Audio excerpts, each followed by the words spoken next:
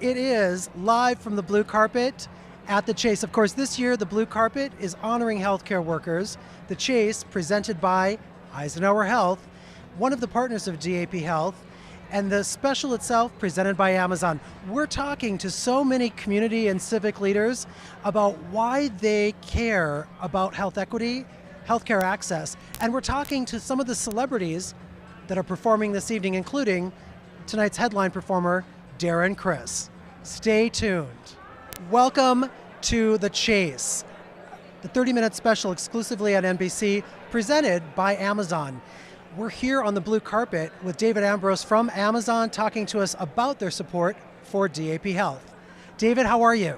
Fantastic. We're so excited to be part of The Chase and thrilled to be here. This is your second year back supporting DAP Health as a sponsor of The Chase. Tell me, why is that important to Amazon? Why is that important to you? Desert AIDS Project, DAP Health, represents the best in health access and equity. When I went on a tour, I was so struck by the whole approach they take to the human condition, and it really is about their patient obsession, making sure that every single person, regardless of income, has access to the best health care. And that obsession is so aligned with how we treat and think about our customers. That's incredible. Now, you've actually written a book, and in your book, you talk about your upbringing and your personal challenges.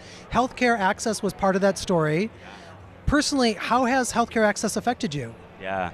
Sometimes I can't believe that a kid who grew up homeless for 12 years and then went into foster care came out and is now sitting here talking to you, working for this company, and able to bring the resources we are. When I was a kid growing up, access to healthcare was impossible. In order to get to it, you had to go through all these hoops. And my family, as homeless, we were not able to, which meant we didn't get it for years, for more than a decade. And that led to drastic health outcomes for me and my siblings. And it took years to recover, both mental and physical. So to be part of this and know what you all do, what DAP does, and in any small way to help families like mine, is amazing, especially in a community where we have thousands of my colleagues working. You've talked a little bit about Amazon being very customer-centric and listening to its customer and seeing the alignment with DAP Health in terms of its patient-centric model of care. Tell me, why is that important? Why does that lead to a better outcome? When I went on a tour of DAP for the first time, I expected an organization that was handing out PrEP. That was the limit of my knowledge. I was rushing, I got to the tour, and then I met David Brinkman. And we went on the tour, and layer by layer, from acupuncture to yoga to dental care to integrated mental health teams. And then I went outside and I saw housing, and he said something that I don't think he realized how much it struck me. When I saw the housing, I said, wow, you have an apartment building backed up to your health clinic. And he said, that's ours. I'm like, you have an apartment building? And he said, yeah, how can you be medically compliant if you're homeless? And it went right to my heart. To think about a patient and work backwards from their health outcome that you want is how Amazon approaches our customers and our business. And to see that in a nonprofit helping 10,000 plus people, it was completely unexpected. And of course it's David, who is David. The theme of this year's cocktail party was also inspired by one of the leadership principles of Amazon, Big Ideas. Guests were asked to bring their ideas and talk about health equity and talk about healthcare access. What does that concept of big ideas mean at Amazon? For Amazon and in the work that I do in community engagement, it's about finding nonprofits that are not focusing on a symptom, but on systems. What are the systems leading to the outcomes that we're trying to address with philanthropy, volunteerism, product donation, and to work with those nonprofits to help them achieve what they know how to do. Not to dictate, but to listen and empower through whatever means we can. And that was the big idea, is look out and see the organizations doing great work in the region and do anything we can do to support them. You're going to hear a lot more of this from David Brinkman when he takes the stage, talking about the legacy that the supporters of DAP Health have made, talking about the expansion that will include 120,000 additional patients with the acquisition of Brago Health, and that could not be possible. That comprehensive and quality care could not be possible without sponsors like Amazon. So thank you so much for supporting DAP Health, and I hope you have a great night. It's no doubt. The outfits alone have made tonight worth it. We're back on the blue carpet.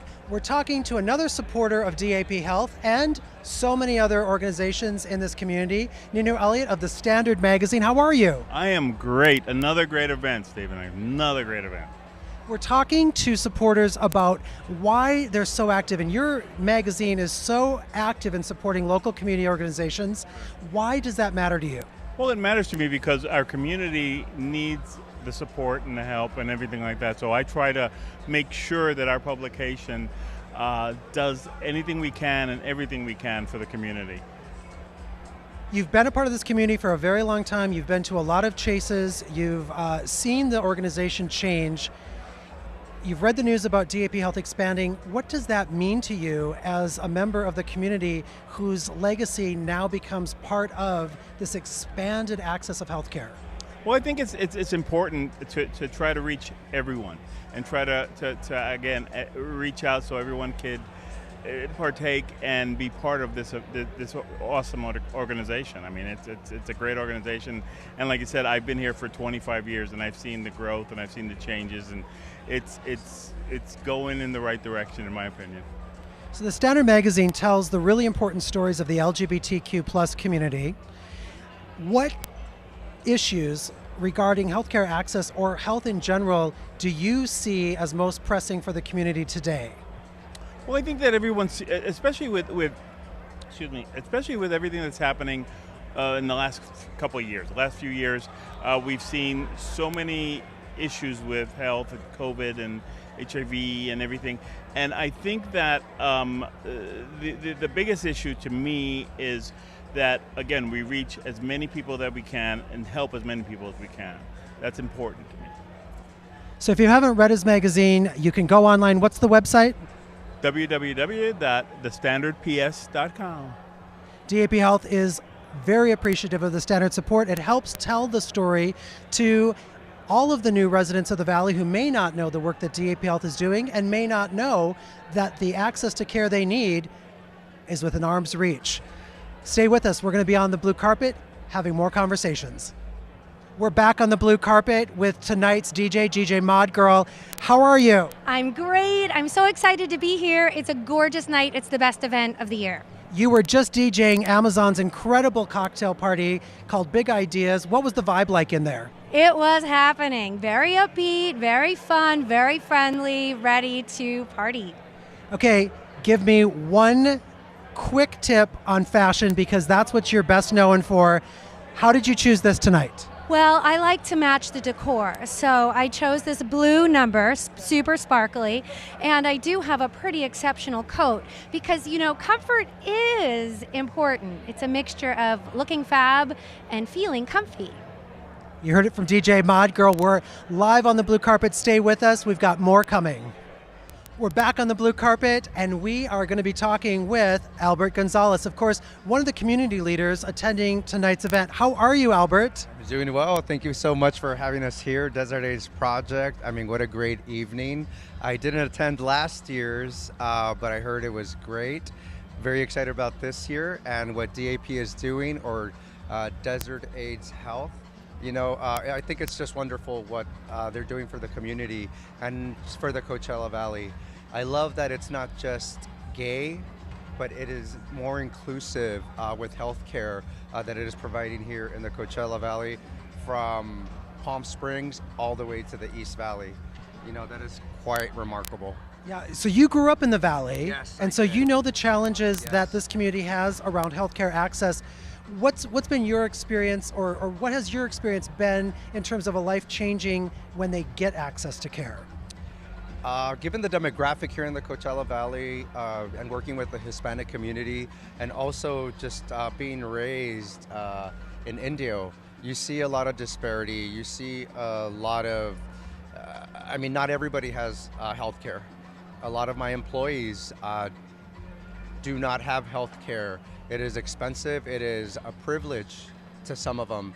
And it's so great to have a facility like this that provides, I mean, not just for AIDS patients anymore, but I mean, you have dental, you have, I think, cancer patients.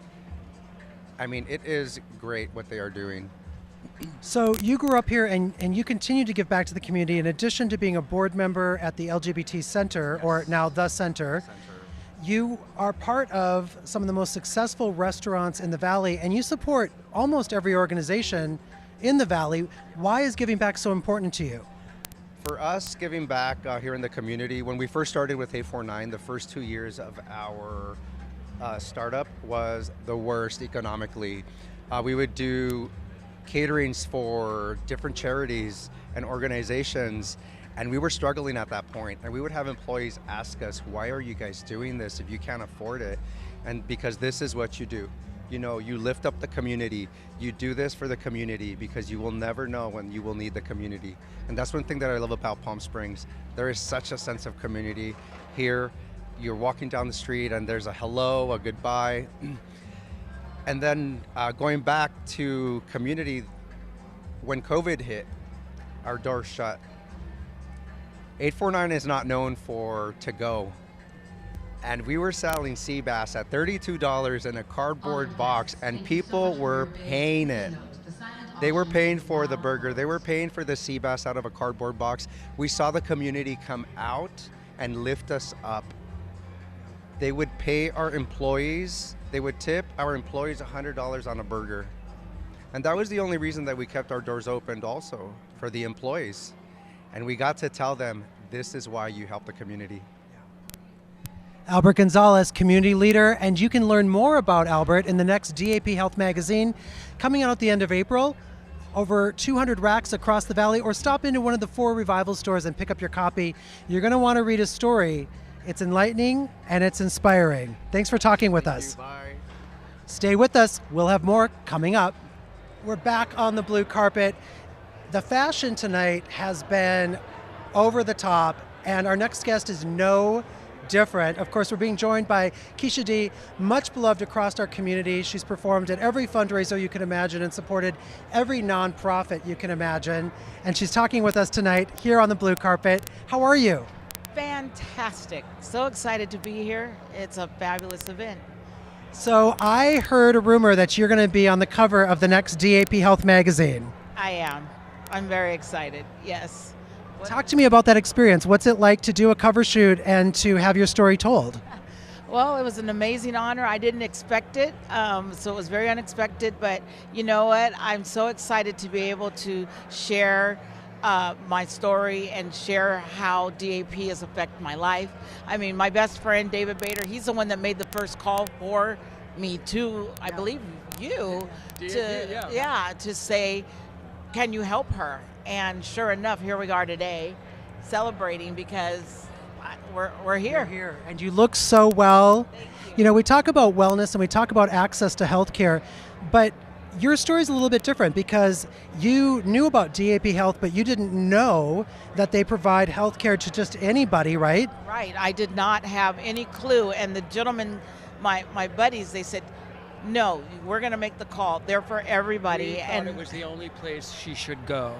So we insisted that she change doctors, and my partner Mike Shiplet made the first call, and then we just said, you're going, and she listened, thank God. So it was like 24 hours and I get a call and they said, okay, here's your appointment, come on in, and the rest is history. Dr. Morris has just been phenomenal.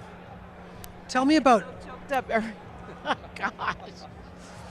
So we know, I mean, we know you had healthcare struggles and challenges, but you're back on the road, you're performing again. What does healthcare access mean? For those who don't know, or for those who are watching saying, well, why does healthcare access matter?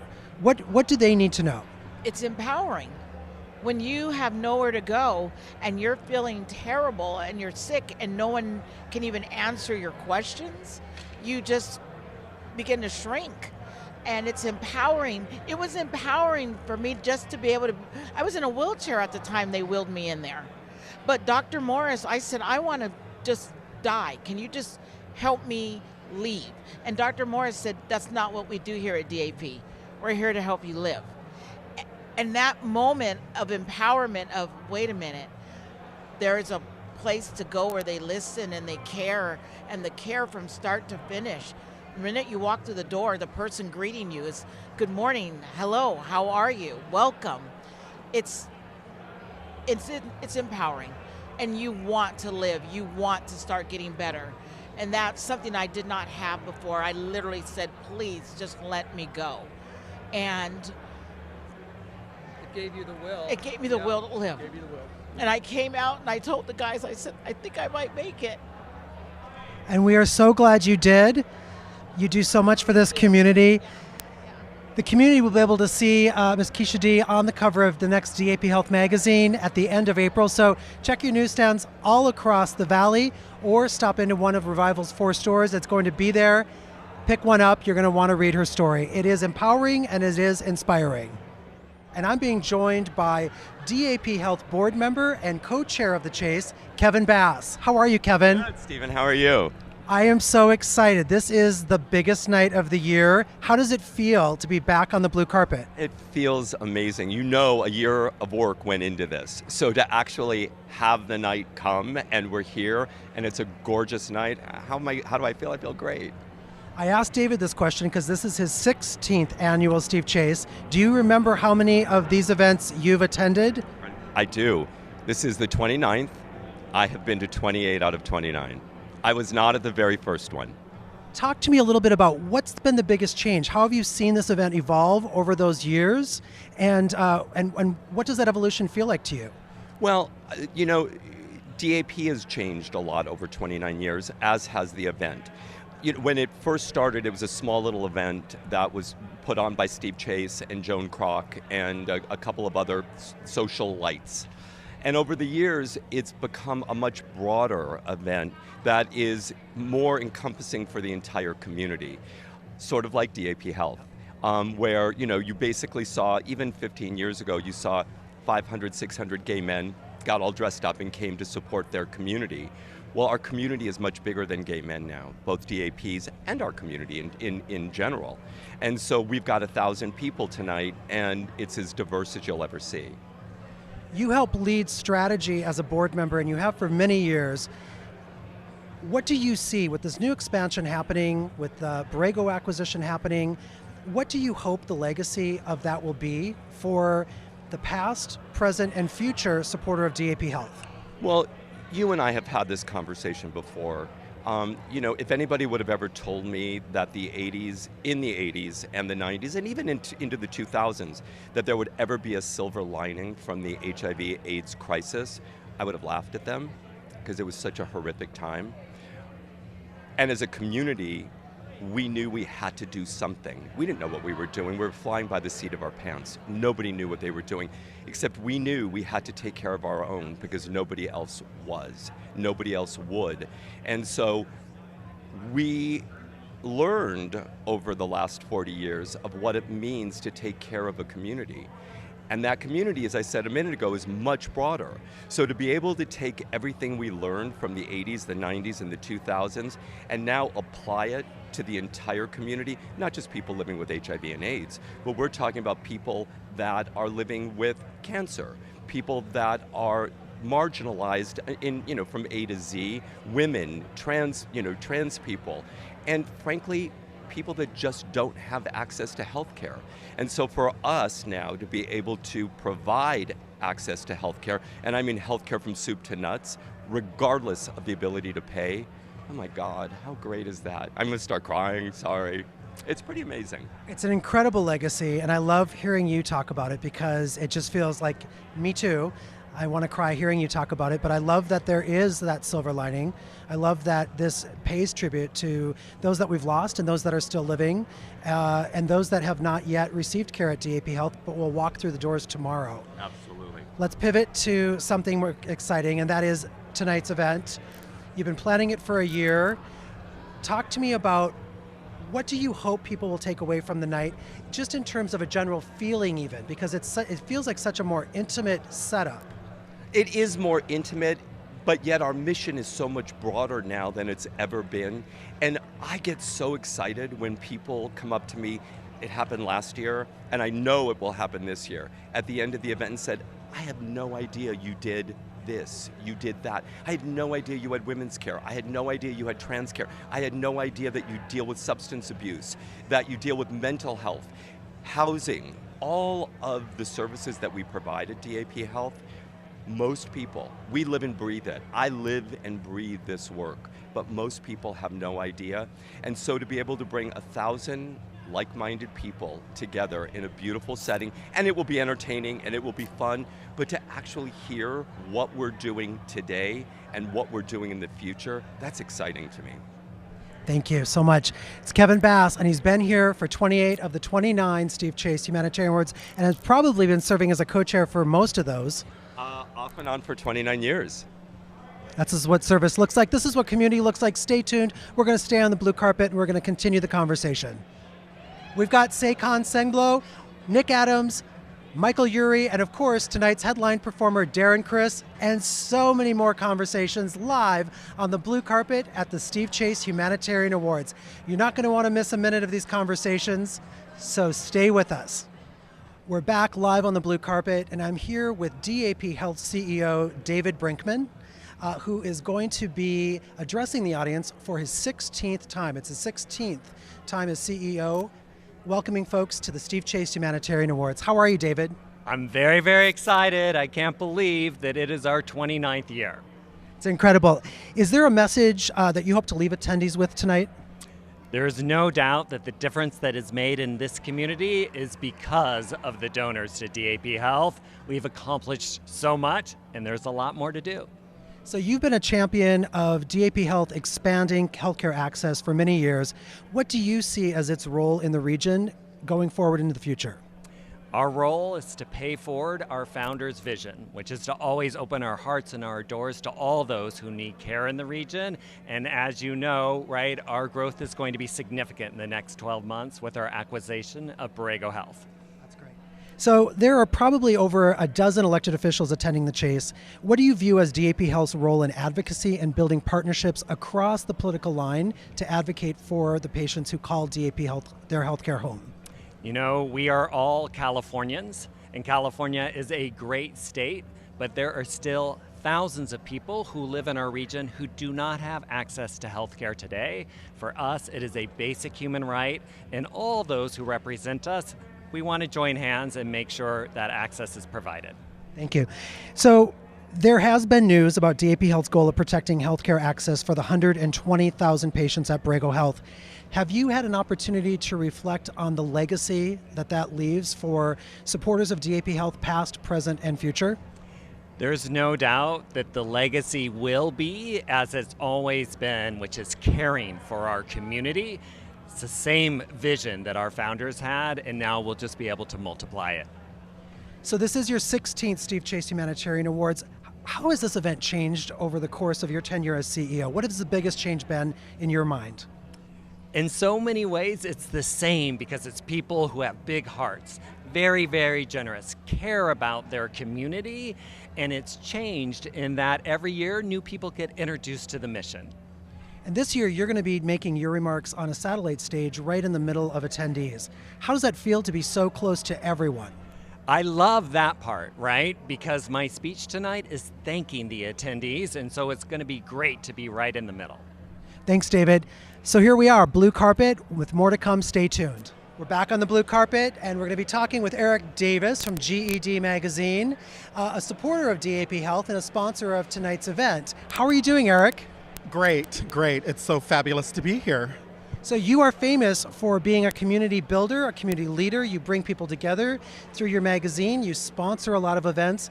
Talk to me about why building community is so important to you and so important to GED Magazine. Community is important to me personally because if you don't have community, you don't have strength in the city that you live in. And for our magazine, we continue that mission, our personal mission, out there to everyone so that we can all be engaged and be a part of that. For people who haven't seen the magazine, GED Magazine tells the compelling and timely stories of the LGBTQ plus community. You know, so many folks have said, well, you've won your rights, you have access to everything you need, but you're still telling those stories. Why is it so important that we keep telling our stories? It's important that we tell the stories because we've got to We've got to educate the allies that are out there. We've got to educate the people that are still not sure or not understanding. And education is something that's constant. So that's what we thrive on. You help lead Brothers of the Desert. Of course, 5 years ago, it was an organization of just a handful of individuals, and today it's one of the fastest growing nonprofits in the Valley. Tell me and our viewers, what is Brothers of the Desert, and who is it for? Wow, I just got goosebumps when you said that. Brothers of the Desert, we are a gay group of black men in this valley supporting each other through philanthropy, through social networking, through volunteerism, and just supporting our community and letting people know that we are here and we're creating a vibrant community. God, I got all choked up. Well, Eric and the organization Brothers of the Desert is going to be featured in the next DAP Health magazine coming out at the end of April. You can find it over 200 newsstands across the valley, or stop into one of the 4 Revival stores and pick up your copy, because you're going to want to read this story. It's a really amazing story about how one idea can bring a whole community together in an empowering and inspiring way. Thank you so much. Thank you. Thank you. And we're going to stay here on the blue carpet talking to more coming up.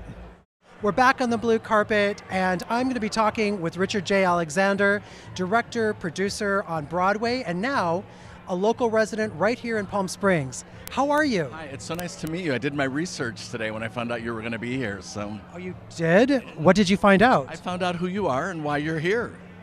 Okay. It's good. It's good for a conversation. But, this event, because I'm educating myself on the desert. I am a Broadway baby, and just, the richness of the life. This is a huge event, what it does, reading up on Steve Chase. I'm an Eisenhower Health person now since I moved here. So it's, the DAP Health, it's quite, and also the setting, it's just beautiful. I mean, you guys have a magical place here. It's a beautiful place, and of course, the community is beautiful. We're glad that you're part of it. You've had so many experiences working with Broadway performers and Broadway talent. Tonight, we're welcoming a lot of them, some of them your friends, to the desert. What does it feel like when New York comes to Palm Springs? Well, it's not new news, because I think this symbiosis has been going on for some time, whether it's, Michael Childers' thing and One Night Only and all that. But, and everybody plays the Purple Room. You have such a lot of beautiful places to play, and Oscars and all that. So I've been going everywhere, but in terms of tonight, when I found out, I actually got invited by someone. They're very active, and they have a couple of tables, and he's a Barbra Streisand fan, actually. So he said, we would love for you to join us. And I said, oh, I would love to. And so I started learning about it, but then I saw it was going to be Michael Urie. Then I saw it was Nick Adams, then Donna Karan, you know what I mean? And so, who's the other one? Darren Criss. I know all of them, so it's going to be like a nice little reunion, and I think the night is perfect. And so you've worked with Miss Streisand, yes. And Michael Urie. Did you see Buyer and Seller? Of course. Of course. It's a funny story. Michael called me. We'd been friends. I saw him when he was in school at the Fringe Festival in a thing called WTC View. It's a guy who takes an ad in the Village Voice before 9/11, but the ad comes out after 9/11, so there's nothing to look at in the View anymore. Anyway, I knew he was going to be a star, interestingly enough, and we started moving in the same circles. But he called me and he goes, Richard, I'm doing this play. I didn't tell you about it, but I think I figured out. And I said, I can't come see that. Are you nuts? And of course I did, and we did, and I loved it. I loved it. So I have to ask you, you've been so deeply involved with Broadway. Of course, Broadway cares, equity fights AIDS. There is something in the DNA of Broadway performers that just has to give back to the community. Why do you think that is? It's, wow, it's not complicated at all, but the community, well, first of all, the community was eviscerated, as you know, right? So that was the first thing, but they were two different organizations. There was Broadway Cares and Equity Fights AIDS, and they were molded. And Tom Viola is just providing brilliant leadership. I've been a board member for what seems like forever, and we give to a lot of stuff. I don't know, we're just oiled, and the giving, everybody, it's sort of like the Actors Fund, where they do the extra performance for the money, and it's a community in need, but it's anybody in the arts, So I'm very, very proud. When I go to the meetings, or we were Zooming, for a while and stuff like that, and you see our reports and the accounting and the gifting and it's very humbling, and it makes you want to give more, like it really, really does. But if you can have a star sign something and it makes $12,000, that's always good. Like, I'm looking forward to going to the silent auction. I can't wait to see what's going on out here. Well, I've seen some playbills and I've seen something from Company's original cast, so bid away. Richard J. Alexander, new resident of Palm Springs. I think we could do like a whole special just talking to you. Anytime. Happy to be there. Thank you. Stay tuned. We've got more on the blue carpet coming up. We're back on the blue carpet talking with one of tonight's honorees, Conrado Barzaga. He leads the Desert Healthcare District and Foundation, and tonight he and his board are being honored by DAP Health. How are you? Doing great. Very happy to be here tonight. I love it. So tell me a little bit, what does it mean to you and its organization to receive this award this evening? Well, it means you're bestowing us with a greater responsibility, because this is an award that we take very seriously, and it takes us to be very humble and also to make sure that we're serving the entire Coachella Valley. So we're very proud, very happy, and humble that we are going to receive this award.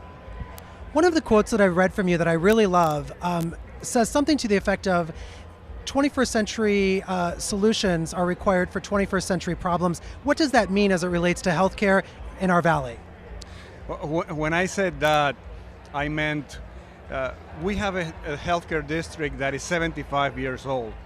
So when it was created with the idea of building a hospital, because hospital was the place where you would receive healthcare 75 years ago. Today, very little happens at the hospital. So surgery is done primarily ambulatorily.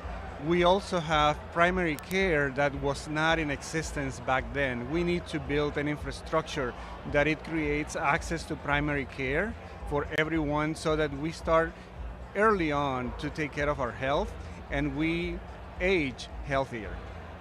So for me as a community member, what do I need to know about being actively involved? What can I do to advance healthcare equity in the Valley? So you should come to our board meetings. Our board meetings are open with a public entity, and it's wonderful when we have the public coming and making comments, telling us what they think, what their needs are, and engaging with our work. We will be building a larger healthcare infrastructure over the next few years, and we look forward to hearing from our community members about their needs, about their vision, about their demands, so that we can fulfill those. You're being given the award tonight by one of your personal friends, Congressman Ruiz. How did that friendship develop, and what kind of work do you do together? So, Dr. Ruiz is a wonderful friend, as you mentioned. He is someone that I admire a lot. We have certain personal experiences that are similar. We're both physicians, and we both have that healer spirit. And we try to do everything to heal the people that we meet, the communities that we work with, and the communities that we serve. Okay, last question. I have to ask you, what do you love most about your work? It gives me purpose. So it fulfills what I was trained to do, to bring resources to a community that is desperate for healthcare needs, and I feel very proud of the work that I do. I also enjoy working with a team that is fantastic. I have people that are really committed to the work that they're doing, and they're always ready to roll up their sleeves and go out there and do the work that they're doing. Congratulations again. I mean, this community responded so quickly to the COVID pandemic and to the Mpox breakout, and it was because of your support and the district support and your board support. So much appreciated, and congratulations again on your award. Thank you so much. Thank you. Stay with us. We're going to stay on the blue carpet, and we're going to keep talking to folks until the main event begins. We'll be back in just a moment. We're back on the blue carpet, this time talking to DAP Health board member and the co-chair of this evening's event, Scott Nevins. Hey Scott, how are you? Hey Stephen, good to see you. It's here, finally, it's the night. It's finally here. You've been working all year long with your two co-chairs on this event. Talk to me about what's new this year and what do you want people to take away from the feeling you've created? This year we decided instead of extreme heat, we were going for cooler temperatures, and we really wanted everyone to celebrate. You know, the big takeaway from last year was it was so great to be back together after COVID, after everything that went on. So this year we have so much to celebrate, and we're so happy to be together, and I think now is the time to really just let it all out and have a blast. And we have incredible performances, amazing honorees, and a night that's going to please everybody. So you've been living in the desert for a few years, but you're no stranger to the desert. You were helping with this event for many years, and you produced another event over 12 or 15 years ago called Sparkle. What got you connected to DAP Health? You love to remind me of how long ago it was, don't you? What got me involved with DAP? It was because growing up in New York City and when I was younger, starting out in show business, not having health insurance, I had to go to free programs and clinics and services, and they were really scary. They were not great. And so when I discovered DAP, I saw how beautiful it was, and I saw that it was stigma-free, it was warm and welcoming and great staff. It felt like home, and so I said, I have to help keep this place going. And I said years ago, if I ever had any sort of success, I would come back and donate my time to help keep DAP Health going because it's so important to so many people in this city. You've been advocating as a community leader for many, many years, and you've been a voice for the LGBT community just as long. That experience came in really helpful during the Mpox crisis. What was that like, and what did you learn from that experience of advocating for the community to get equitable access to the vaccine? I think it was living proof that when we work together, we can actually create change. And I know that sounds hokey and corny, but it's true because we were really desperate. And we had David Brinkman, our CEO, writing letters and calling people state level, federal level. I wrote a op-ed to my little local town paper, the New York Times, and they printed it. And they said, we were not aware that a place like Palm Springs would be so desperate for the vaccine. And once again, DAP stepped up like they did with the HIV crisis.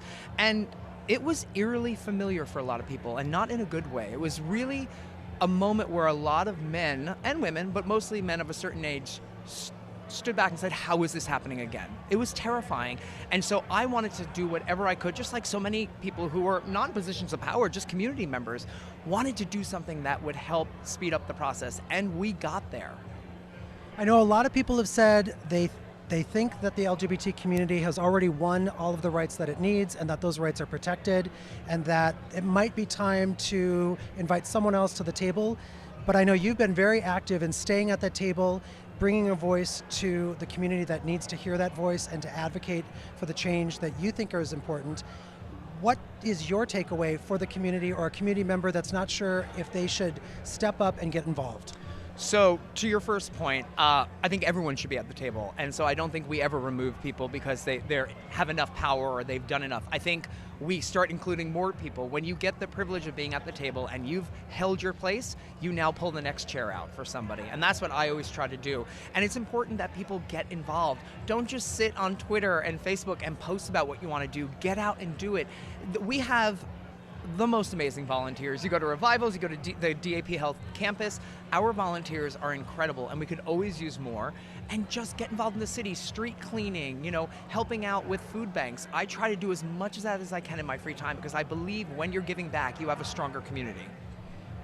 You are one of the thought leaders and innovators sitting on the DAP Health Board of Directors. Talk to me about that group of folks, that group of talent that's helping lead the organization into the future, that's expanding access for so many more people. I talk to a lot of friends who sit on boards and I say, what is your board like? And never does it ever sound like what we have at DAP. The amount of talent that we have and the amount of intelligence, like people who run hospitals, people who have had experience in finance, you know, we all have our little corners, hence why tonight they're like, hey, you'd be a great co-chair, you come from producing and entertainment, absolutely, I can do that. But when you sit at that table, I talk a lot, I'm a New Yorker, I'm often silent because I just listen and learn so much. And it is an exquisite group of people who are not one of those boards that just vote and go home. They are in the trenches, they are working, they are doing the work, and that's why I think it makes a difference. And you feel it in nights like tonight, you feel it when you go to the campus, you feel it all over. And they're going to feel it tonight. Congratulations. You can feel it in the air. People are super excited. This is Scott Nevins, civic leader, community builder, and DAP Health board member. But tonight, his most important title is co-chair of the Steve Chase Humanitarian Awards. Stay with us. We're going to be on the blue carpet until the show begins. We're here, we're still on the blue carpet, and we're joined by tonight's host. Yes, he's back. They begged him to come back after last year's amazing event. Michael Urie, currently starring in Apple TV's Shrinking, which is exciting for me because I'm a big fan of the show, and it's just been renewed for a second season. Michael, how are you? I'm great. Thank you so much. Hello. I'm so happy to be back. I have missed Palm Springs. I have missed the chase, and I've missed you. Thank you. You know, last year we were talking about a little bird saying you might be thinking of spending more time in Palm Springs. I know you're a New Yorker. I know you love LA, but is there any chance we could get you here full time? I don't know about full time, but I love it here. I literally, I love it so much that I'm here with my partner this time, and we'll be sitting by the pool, basking in the sun, looking at the beautiful mountains, and I'll say, I hate it here. But what I mean, of course, is I love it here, and I want to live here full time. But, you know, Shrinking's picked up for a second season. We shoot in Los Angeles, so that means I'll be back here a lot. Let's talk about that show a little bit because for those who don't have Apple TV, this is a good reason to get it. It's a show with Jason Segel and Harrison Ford, and you play a lawyer and the best friend of Jason Segel. Talk to me about the show. What's it about, and what's it like filming with those two amazing actors? I mean, they're titans, both of them. The show's about grief, really. Jason plays Jimmy, who's a therapist. They're all Jason, Harrison, and Jessica Williams play therapists, hence Shrinking. And Jason's wife has died when we meet him at the beginning of the series, and he's sort of putting his life back together. And it's kind of like, what does a therapist do when they're battling grief, when they're hitting rock bottom? How do they help their patients? And part of his own recovery is he starts to tell his patients what to do. Instead of just saying, how do you feel, and just listening like most therapists do, he starts saying, you need to do this. This is what you should do, which is a very unorthodox approach. And it works. And then sometimes it doesn't work. And then sometimes it works again. And I play his best friend, who he has sort of cut out of his life. I'm a very positive person, happy-go-lucky guy. And he didn't want to be around someone like that while he was hitting rock bottom. So when the show begins, when you first meet me, it's sort of about us putting our friendship back together. And those guys are amazing. Jason and Harrison they love the work, and they are so funny, and they're so in touch with their emotions. I mean, my gosh, Harrison Ford can cry, he can make you laugh. There's so much going on inside of him, and we've all been watching him our whole lives, but you're seeing things that you've never seen before with Shrinking, which is pretty special. So let's talk about Shrinking. It's about grief, and I know that you've talked a little bit about playing this role inspired you to look at the notion of how mental health is healthcare. Yeah. Can you talk to me about that? Yeah, well, you know, coming out of the pandemic, as we all did, we were all grieving. And I think that's part of what makes this show so timely right now is we're all grieving. Whether we've lost people that are close to us or not, we've all lost time. And we've all lost a sense of security and a sense of healthfulness. And I think mental health is a huge part of that. And being in this show, which every week, every episode tackles a new kind of mental health issue, it made me want to learn more about my own mental health. And I was going through my own things too, like all of us, and it was extremely valuable for me to start therapy. I have this amazing therapist who watches the show, and we speak every week about whatever's going on with me. Sometimes it's big stuff, sometimes it's small stuff, but you know, it's worth it. Mental health is as important as physical health. Absolutely agree. And they're telling me I have to wrap, but good news for you. You're not going to have anxiety tonight. Barry Manilow's not in the audience. I know you're a Fanilow. But Michael Urie, the only person in the history of The Chase to host it 2 years in a row, actually to host it twice ever. And it's true. They begged him to come back because he was just that good. Back to you, Kamari. Yeah, I have to ask you, you're starring in the reboot of The Wonder Years. You're playing the mom. I love that it's the 1960s, but from the point of view of a black family, and it's all the things that are happening while families are happening in a house. What does that mean? What does that mean to film a show like that? Oh, it's so much fun. Our cast is amazing. Our costumes, just all the scenarios. You know, the late 60s, early 70s was an amazing time for fashion. There were a lot of things happening in our country, but there were a lot of very beautiful families and beautiful music, just so much to do during that time. So I have so much fun. Okay, let's talk Broadway. You starred as Elphaba in Wicked, and it's being turned into a film. Have you had a chance to talk to Cynthia Erivo, who's playing your role in the movie? Well, let me just say, I was an Elphaba standby, so I did the show, and I'm so excited for Cynthia. I am so proud of her. I just love her work. I love her beauty, her style. I'm sure she's going to be amazing. So talk to us about what you're singing tonight. I heard at rehearsal, but you're singing some powerful songs this evening. What are they and what do they mean to you? Well, I'm singing Rise Up, which is by Andra Day. And I'm also singing a little Whitney Houston for you all. I think you'll be excited about that. Both of the songs are so meaningful. First of all, I love and miss Whitney Houston. She's one of my all-time favorite performers, beautiful singer. It just means the world to be able to pay tribute and get everyone excited for making the most out of this humanitarian event. Thank you. We're going to stay on the blue carpet, and we've got more to come with Nick Adams. Well, we were waiting for him, and he's here. Nick Adams, Broadway's very own Nick Adams, is with us.